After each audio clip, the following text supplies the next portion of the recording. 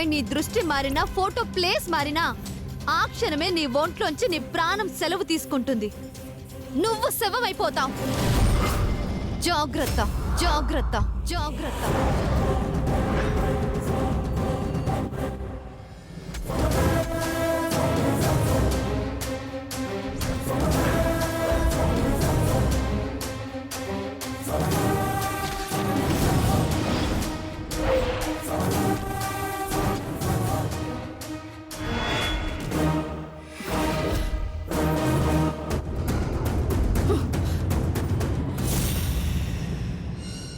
నిజంగానే నరకం చూపిస్తున్నావు కదే.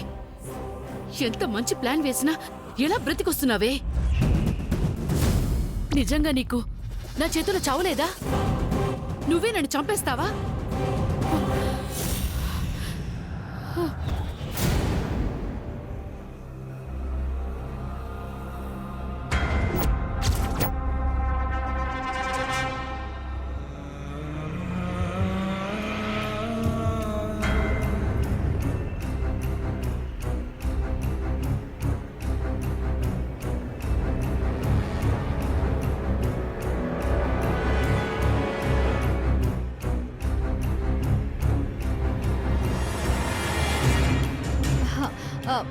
ఏంటి ఇలా వచ్చారు? నిద్రపోలేదా? నిద్ర రావట్లేదు. ఏంటే రాజా పైన బెంగ పెట్టుకున్నావా? వచ్చేస్తాడులే. నా బెంగ భయం ఆయన మీద కాదు. మరి మేము నిన్నో విషయం అడగాలని వచ్చాం. ఏ విషయం?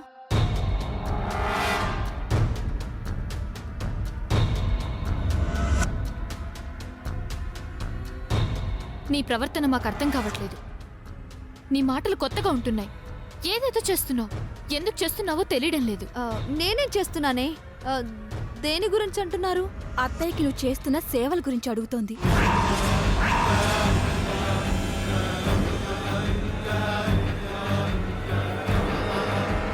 ఆవిడపై అంత ప్రేమ చూపించాల్సిన అవసరం ఏముంది? అమ్మ సంవత్సరికం ఆవిడతో చేయించావు. అమ్మ ఫోటో ఆవిడ చేతులతో పెట్టించావు. నాన్నకి అంత పెద్ద అవమానం జరుగుతున్నా పట్టించుకోకుండా ఆవిడ చిన్న దెబ్బ తగిలితే హాస్పిటల్కి పరిగెత్తించావు. రాత్రంతా మేలుకొని ఆవిడకి సేవలు చేశావు. అసలు అసలు ఇదంతా ఏంటే? ఎందుకు చేస్తున్నావు? మనకి జరిగింది మర్చిపోయావా? లేక ఆవిడ జబ్బు పడిందని జాలిపడ్డావా? అంతే కదా. శత్రువైనా సరే గాయపడితే సేవలు చేయమన్నారు. నా స్థానంలో ఎవరున్నా ఇలాగే చేస్తారు కావ్య. లేదు, నువ్వు మా దగ్గర ఏదో దాస్తున్నావు. అదేంటో చెప్పు. అదేం లేదే. అయినా మీ దగ్గర నేనేం దాస్తాను? నువ్వు దాస్తున్నావని మాకు అర్థమవుతోంది. నీ మాటలు ఒకలా, చేతలు ఇంకొకలా ఉంటున్నాయి. మాకు భయంగా ఉంది. దయచేసి నిజం చెప్పు.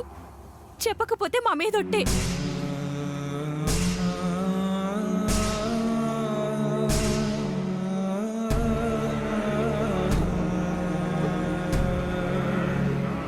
మాకన్నా ఆ రహస్యమే నీకెక్కువైతే మేం చచ్చినా పర్వాలేదనుకుని నీలోనే దాచేసుకో.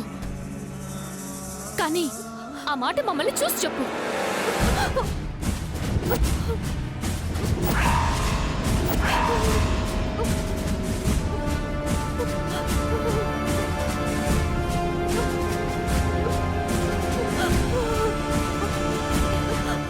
వరు, ఏమైంది? ఎందుకు ఏడుస్తున్నావు? అక్క ఏమైందక్క? ఏమైంది? ఈ విషయం మీకు ఎప్పటికీ చెప్పకూడదు అనుకున్నాను. ఆ నిప్పుల కుండను నేనొక్కదాన్ని నెత్తిన మోద్దాం అనుకున్నాను. కానీ చెప్పక తప్పని పరిస్థితి తెచ్చారే. అసలు ఏం జరిగింది? ఎందుకు ఏడుస్తున్నావో చెప్పు. వరు, చెప్పు వరు. మనమ్మ చనిపోలేదే. ఆ హంతకురాలే చంపేసింది.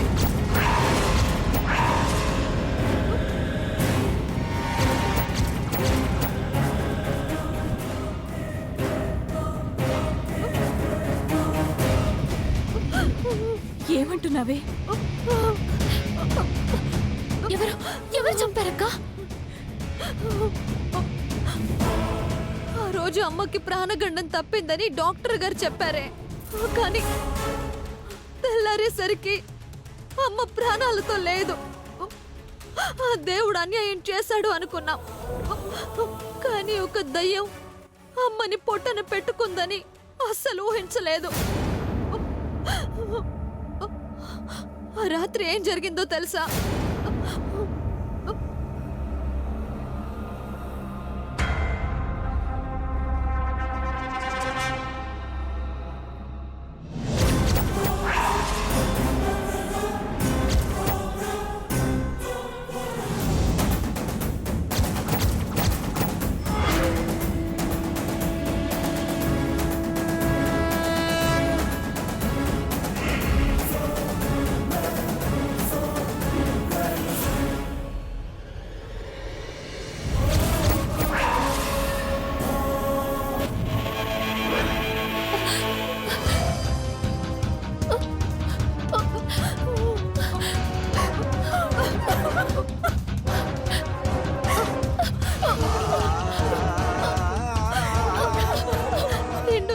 బతకాల్సిన అమ్మను అర్ధాంతరంగా చంపేసిందే అత్త రూపంలో ఉన్న ఆ రాక్షసి.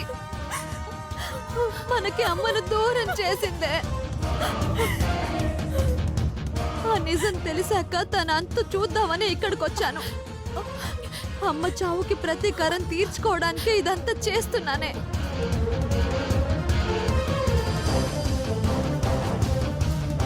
నిజం తెలిసిన వెంటనే దాన్ని నరికేక ఇంకా ఎందుకక్క దాని ప్రాణాలు మిగిల్చావు?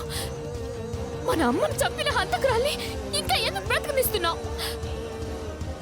దానికి ఈ భూమి మీద ఉండే అర్హత లేదు. నేను ఇప్పుడే వెళతాను.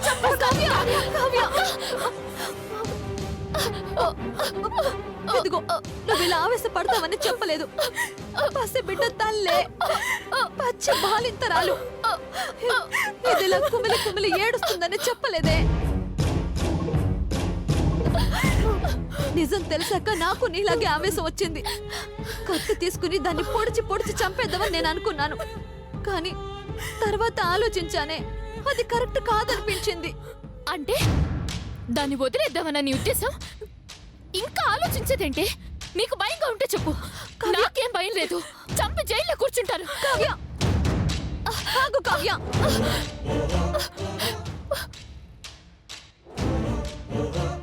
నువ్వు నేను దాన్ని చంపి జైలుకి వెళ్ళడం పెద్ద సమస్య కాదే. ఇప్పటికే దానివల్ల మనం నష్టపోయింది చాలు. మనలో ఏ ఒక్కరికి ఏం జరిగినా అది గెలిచినట్టే. చంపేద్దాం కావ్య, కానీ ఇప్పుడు కాదు, ఇలా కాదు. చంపితే క్షణాల్లో ప్రాణం పోతుందే. మనకు అమ్మను జీవితాంతం దూరం చేసిన ఆ హంతకురాల్ని చిన్న నొప్పితో క్షణాల్లో చంపడం నాకిష్టం లేదే. మనం పడ్డ నొప్పి అది కూడా కొన్నాళ్ళు పడాలి. రోజుకో రకం చావుని చూడాలి. చావలేక బ్రతకలేక ప్రతి క్షణం అమ్మకు చేసిన అన్యాయం దానికి గుర్తొస్తూ నరకం అనుభవించాలి. అప్పుడు చంపేద్దాం దాన్ని.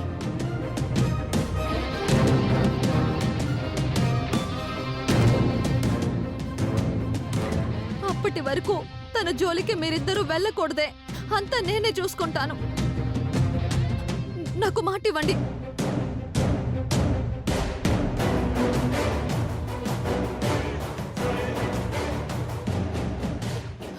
ఇవ్వండక్క.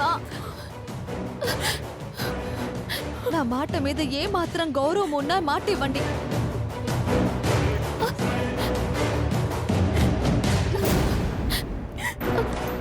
కావ్య,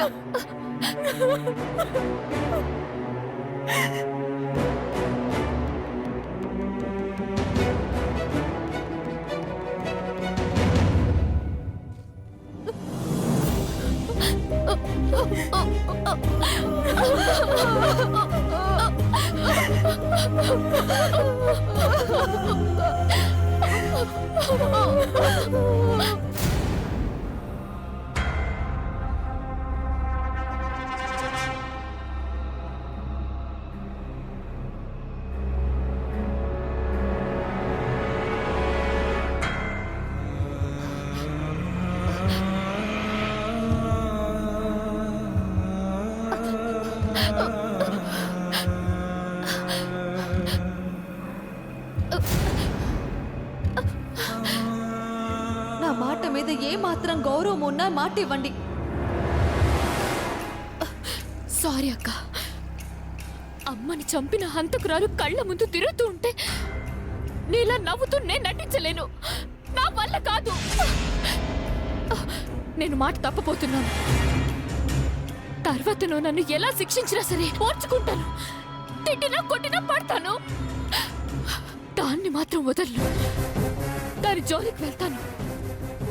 నువ్వు ఎప్పుడో చూపించే నరకం తనకి ఇప్పుడే చూపిస్తాను. అమ్మ ప్రాణం ఎందుకు తీశానా అని అది జన్మలకు బాధపడేలా చేస్తాను. రేపే దానికి ముహూర్తం పెట్టేస్తాను. నన్ను క్షమించక్క. నేను మాట తప్పేస్తున్నాను. రేపే ఆ తప్పు చేస్తాను.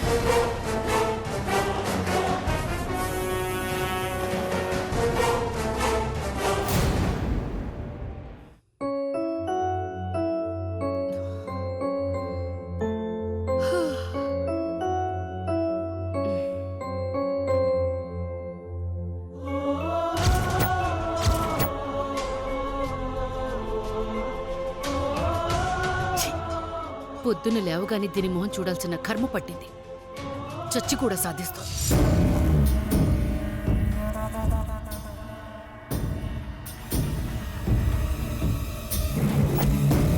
అయినా నేనెందుకు చూడాలి ఆ దరిద్రపు మొహాన్ని? తీసి పారేస్తాను. ఒకసారి చంపిన బుద్ధి రాలేదా? మళ్ళీ నా కళ్ళ ముందుకొచ్చావు, పగలగొట్టేస్తాను.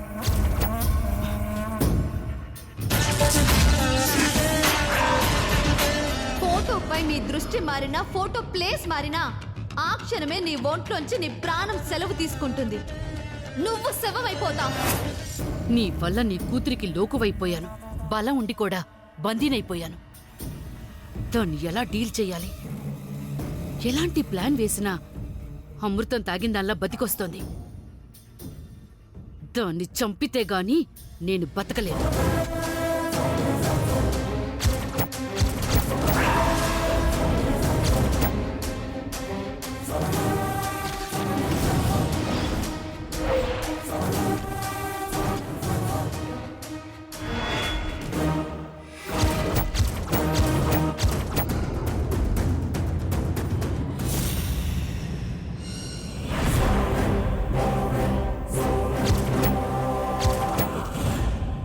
నువ్వేంటిక్కడ? కాఫీ తెచ్చాను. నువ్వెందుకు తెచ్చావు? పని మనిషి బిజీగా ఉంది. మీరు లేవగానే కాఫీ ఇవ్వమని మా అక్క చెప్పింది.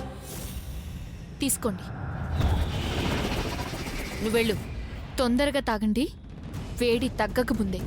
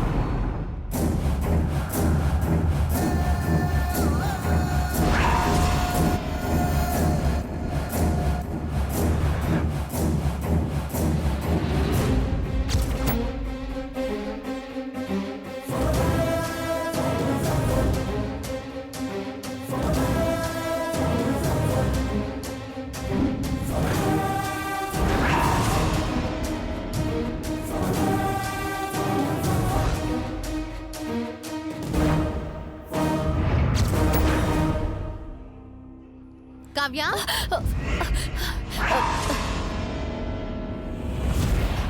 కిచెన్ లో ఏం చేస్తున్నావే?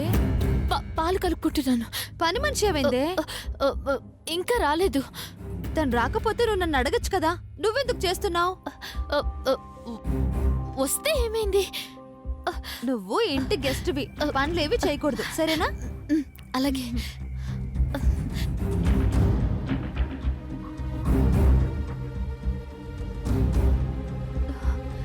రాత్రి అనవసరంగా నిజం చెప్పేశాను. అమ్మ బాధలోంచి కావ్య కోలుకున్నట్టు లేదు.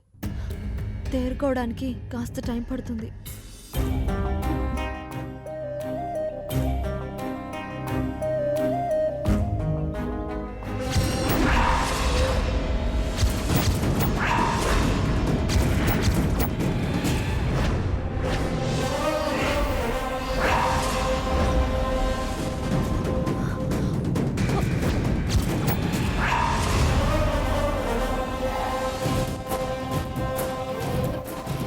అయ్యో, ఈ పాయిజన్ బాటిల్ ఏంటి? అంటే ఈ విషయాన్ని కావ్య పాలల్లో కలిపి ఛ! కావ్య, ఏం పని చేస్తున్నావు? డెలివరీ డేట్ దగ్గర పడే కొద్దీ నాకు చాలా టెన్షన్గా ఉంది వదిన. భయపడకు శిరీష, మొదట్లో నాకు అలాగే ఉండేది. తర్వాత పండంటి బిడ్డకి నేను జన్మనివ్వలేదు, నువ్వు కూడా అంతే.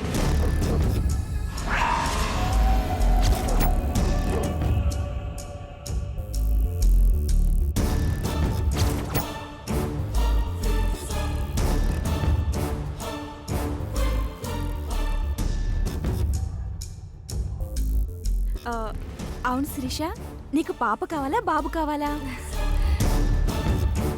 ఆయన కోరుకున్నట్టే పాప అయితే బాగుంటుంది.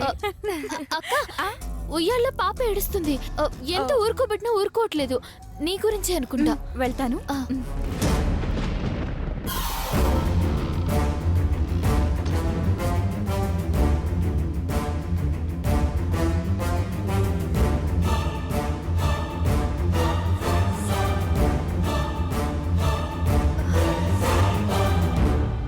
ఏమైంది వరు? కావ్య ఇక్కడికి వచ్చిందా? లేదు. ఏ? ఏం లేదు.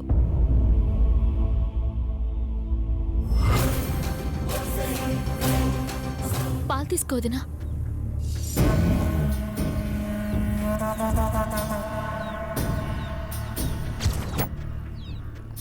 అవును, నువ్వు తీసుకొచ్చావేంటి? పని మనిషి ఏమైంది? ఎవరు తెస్తే ఏమొదినా? తాగు.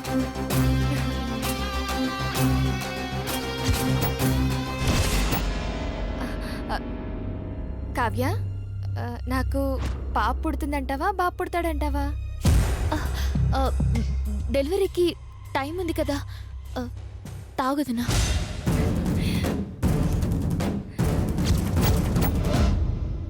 కావ్య, నాకు బాబో పాపో పుడితే వాళ్ళకి నువ్వే మంచి పేరు సెలెక్ట్ చేయాలి. సరే వదినా, పాలు తాగు.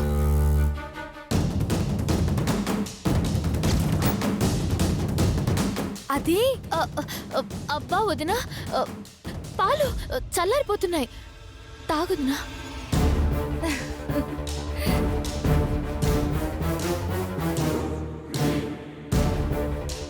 విషం కలిపిన పాలు ఎవరికి ఇవ్వలేదంటే కావ్య తాగి ఆత్మహత్య చేసుకుంటుందా? అయ్యో!